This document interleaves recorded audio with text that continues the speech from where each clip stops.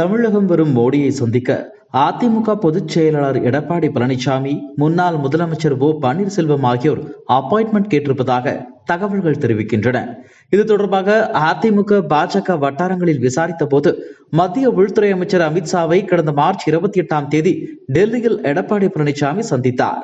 இதன் மூலம் அதிமுக பாஜக கூட்டணி கிட்டத்தட்ட உறுதியாகிவிட்ட நிலையில் கூட்டணி தொடர்பான அறிவிப்பு உரிய நேரத்தில் வெளியாகும் என்று ஆங்கில ஊடகத்திற்கு அமித்ஷா பேட்டியளித்திருந்தார்.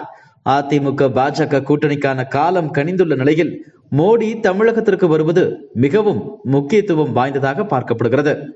மோடியை சந்திக்க எடப்பாடி பழனிசாமி, ஓ பன்னீர்செல்வம் தரப்பில் அப்பாயின்மெண்ட் கேட்கப்பட்டுள்ளது.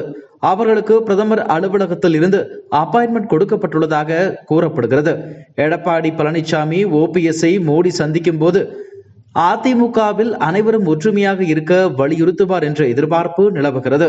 மேலும் என்டிஏ தலைவர்கள் பலரும் மோடியை சந்திக்க மிகவும் ஆர்வமாக இருக்கிறார்கள் என்று தகவல் வெளியாகியுள்ளது. என்ன நடக்கப் போகிறது என்பதை பொறுத்திருந்து பார்க்கலாம்.